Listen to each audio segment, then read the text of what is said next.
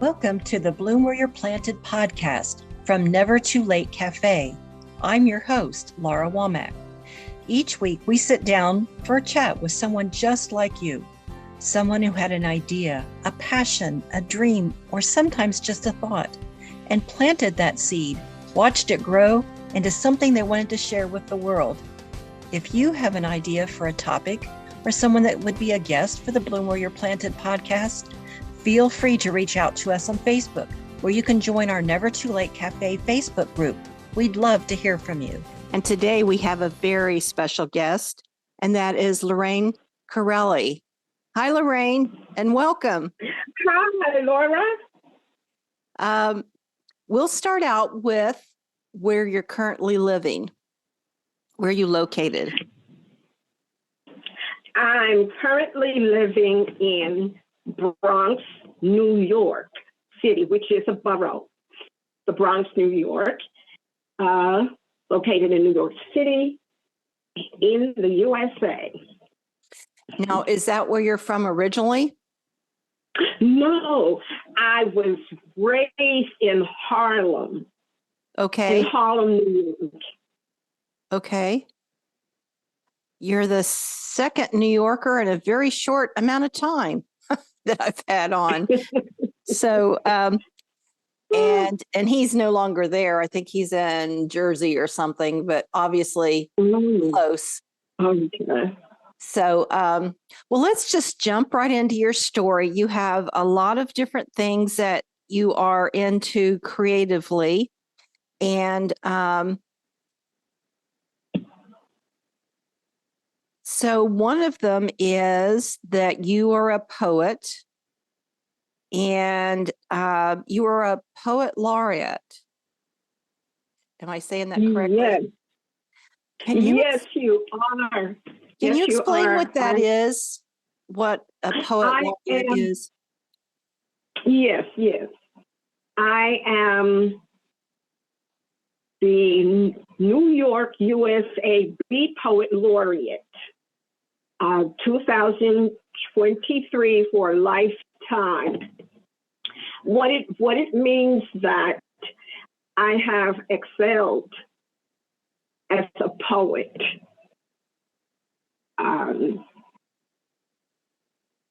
That's mainly what it is. I have excelled in everything all the work that a poet could possibly be. I have excelled in it. So does that mean written, presented? Yes, it means that I have written, been published, and worked in this area for quite some time. And not only have I worked in this area for some time, but I have introduced and supported a number of other poets on their journey and provided venues for them to present their work. Oh, so one of the things that you've done as curator is that the mentoring sort of with other poets? Well, what the curation part of it is that as the executive and artistic director of two organizations, one which I found and another one that I was voted into, and that is the Poets that Work in Exchange, where I'm the executive director, the founder, and the artistic director.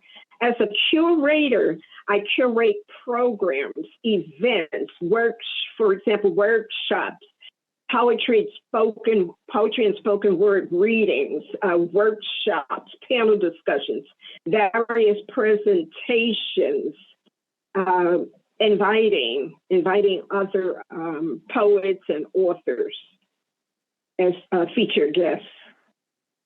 I see. So can you say again the one that you founded yourself? The name of it? That's Poets. Yes, of course. And so that's Poets Network and Exchange. Poets Network and Exchange, Inc. We were founded in 2012 and incorporated in 2014. So That sounds like by your name, there's a lot that goes into that. So, what is the exchange part? Okay, it's the exchange where we have founded and created a space for poets and authors, meaning writers, to gather and to exchange and exchange information, network with each other. That's the exchange part, and where we exchange information. So that's where the exchange and the networking part comes in. Okay, so if someone says, I have this poem, and do you have an idea how I can take it the next step? Say, how I can maybe get in a chat book, self-published. That's where someone could come and get that kind of information or feedback on their poem. Is that the sort of thing? Yeah. Oh, yeah. Yes. What they can do, and what normally happens, they can ask me those questions, and I'll ask them questions. I'll ask them questions like, have you participated or attended any writing workshops? Are you a member of any writing workshops? What experience do you have as a poet or author? What experience do you have? And usually what I invite them to do, I invite them to participate in our program, where we're hosting a workshop, or I would ask them, can I just, out of curiosity, where can I find your work? Do you have any work online or any work that's published? And usually what we do, we have open doors. We invite poets into to share their work, especially in a workshop. And if they're open to feedback, then what we do, we offer feedback in a workshop situation. But we thrust the poets, but we have we are known for thrusting our poets right on stage, getting them busy, networking, workshopping, and performing. Wow. So is that just for people close by, or do you have people that travel to come to your group? Well, before the pandemic, we host programs. We host programs in person. Once the pandemic happened, we started curating and hosting our programs and events virtually via Zoom and YouTube. Yes, we gave hybrid presentations, mixing Zoom and YouTube, and when permitted, in-person small gatherings. But now we're mainly virtual, only because we have grown into a global organization. So we're known globally, nationally, and locally. So we want to continue our relationships with our national and global audience. So the only way that we can make that possible is to host virtually or by YouTube or some other virtual means. Oh, absolutely. Well, a lot of people have said, oh, I hate Zoom. There's no personal, but you can't be with someone across the globe all the time. This provides such an opportunity. It's the only way that can happen. You have to be virtual, because we have our membership. I like to call everyone, member. Our membership, I'll say that. We are in Greece. We're in Italy. We're in Mexico. We're in Africa. You name it, we're everywhere. You name it, we are everywhere. We're connected everywhere. And we have strong relationships with our participants. If they usually contact us. If anyone expresses an interest in participating in our program, we welcome them and we make the arrangements for them to participate virtually if they're out of country. Mm-hmm. Well, and that's the thing. Another thing about it is they can put in their time zone when they, you tell them, okay, we're going to connect at say 10 a.m. or whatever. If they put their time zone in, they know when to do it. It works it out. Because I've had an overseas person. I mean, as far as our time connecting together, though, she had to stay up in the middle of the night, bless her heart. But, but that's what people can do if they're interested. Absolutely. I agree 100%.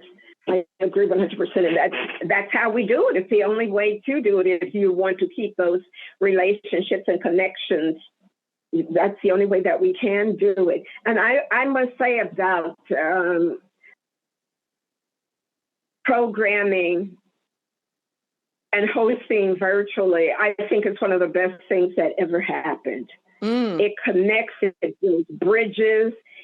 A number of other people I would not have ever, I doubt, met them and formed relationships had we not offered virtual programming. Or it's the same thing. I've participated in virtual programming as well. For example, in Africa and in Mexico. Everyone is doing, I think, the global poets and authors and artists, everyone is connecting virtually. And I love it. Absolutely. I have people that I've not met personally, but I've met them in that same way. And we're friends. We've talked and I've done work with some of them and plan to with more. And it just works. So the beat poet, for those that do not know what a beat poet versus just a regular poet, what makes it beat, the poetry beat? Well, as a poet, I am a poet and a spoken word performance artist. I was given the title Beat Poet Laureate originally from 2020 to 2022. I became a Beat Poet Laureate through the National Beat Poetry Foundation. Oh, okay. I was vetted.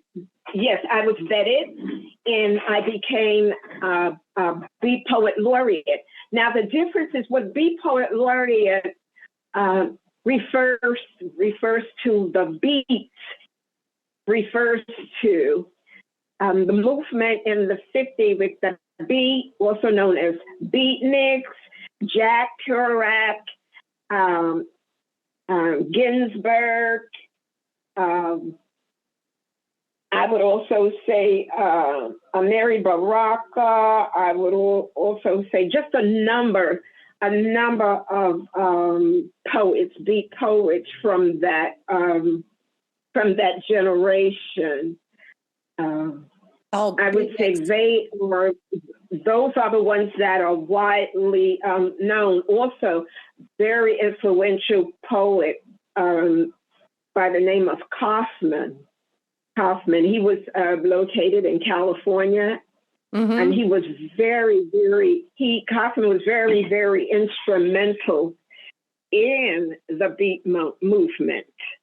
So I put emphasis on his name because he's often forgotten, but I'm here to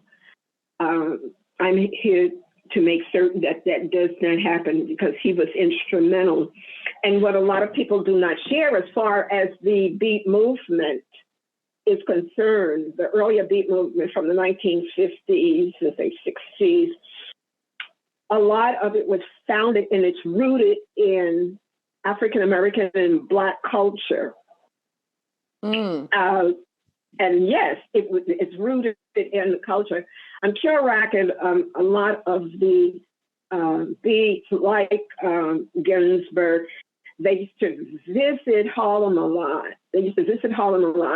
And because they were interested in the arts that was going on in Harlem, they would come for the jazz, the arts, and the poetry, the culture that was going on, and they were fascinated with the language. And so much of the language, that early language, came out of Black culture. When you say beatnik, a lot of people don't really know. Go ahead. No, I was just saying, I'm not a beat historian, but I do, and I do read, and I am aware of the foundation, and I make certain that it isn't forgotten, that if we're going to tell the beat story, let's tell it all, and who was really involved, and who contributed what, and the roots of it. Mm-hmm. So it's it's just very important. Yeah. But I'm not beat also refers to poets who address social issues.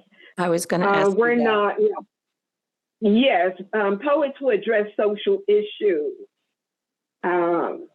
social justice, equity, environmental justice, just everything that's happening in the world, events that are happening in the world.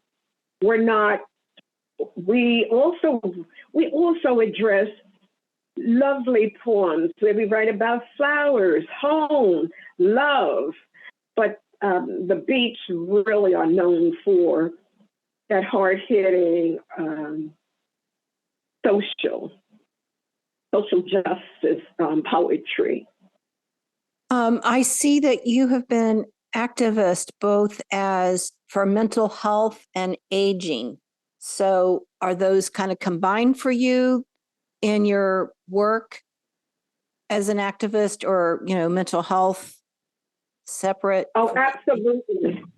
When I founded Poets Network and Exchange, being a mental health and grief and bereavement counselor professionally, that's my master's training and beyond, I looked for a way to connect both. So Poets Network and Exchange is not only a literary organization, but also we address health issues. We address the health issues because it's important. We do not divorce ourselves from everything that's happening around us. And because I have a special interest in mental health, I connect the both. So even when we have our annual literary events, what we do, we make certain to have panel discussions that address those issues, because we can all use help in that area. And many people, writers and artists and just community in general, need assistance. So we address it. And also there's a movement also, I call it a movement, where I'm really involved in, and that is where we perform poetry that addresses mental health. So a number of writers are doing that today. I've been doing it for years, but a number of writers are coming on board and using poetry as a healing process. Professionally, I term it different. They say, they call it it's a healing process, but I call it poetry as a healing modality. And modality is one of the structures that we use in mental health to address issues. And so writing is very important to that. Writing is important as a modality. So it's a tool. Yes, it is. It's a tool. It's a tool. So I have learned to incorporate both, connect both. So they work together. They work together for me. Yes. Mm-hmm. So to go back to when I was kind of accidentally butted in, I was saying beatnik when you said beat for beatnik. So I'm just going back a second. I remember early on, beatniks would do like their poetry thing and they would snap their fingers and they had a beat. Their rhythm was beat and, their cadence, but they would snap their fingers. And then people, I'm trying to think of what television show, I don't know, Dobie Gillis or something. I believe that was Dobie Gillis. Yes. Dobie I think that was the show. And they would, at the end, they would, instead of clapping their hands, everybody would snap their fingers for applause.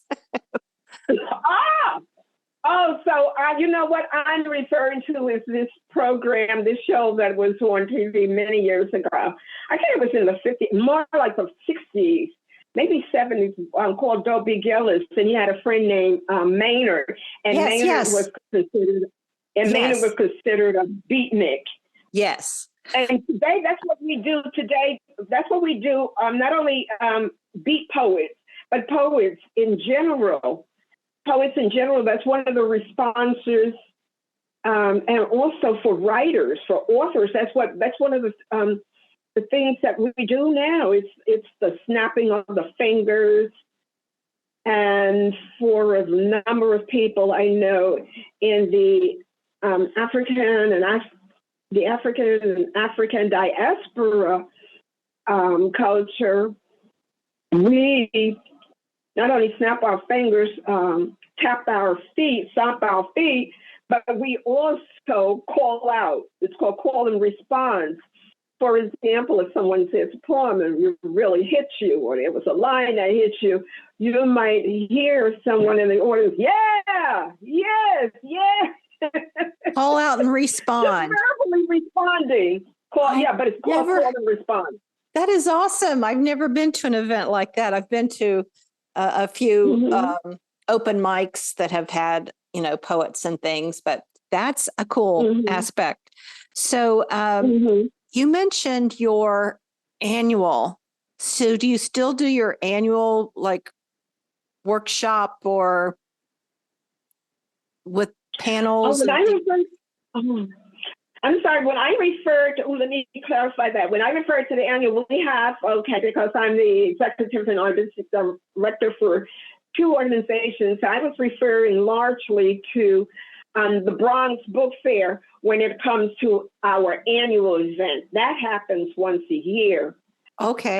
Poets Network and Exchange. Now, for Poets Network and Exchange, we participate in and we curate programming throughout the year.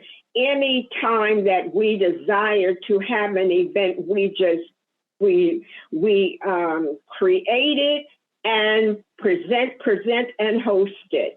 But the annual Bronx Book Fair is just that, annually, something that's done once a year. But there are times when we also, the Bronx Book Fair, have programming. It all depends on what we are feeling and what we would like to do at that moment. And sometimes what we do, both Poets Network and Exchange and the Bronx Book Fair work together. They collaborate. So we'll do a program and we'll present a program and we'll say, oh, this program is being hosted by Poets Network and Exchange and Bronx Book Fair. We often do that. Collaboration. Okay. Stay tuned for part 2 of our time with Lorraine Currelley. So as our time comes to a close, remember to keep creating, keep sharing, and keep supporting each other. And remember to bloom where you're planted. Bye for now.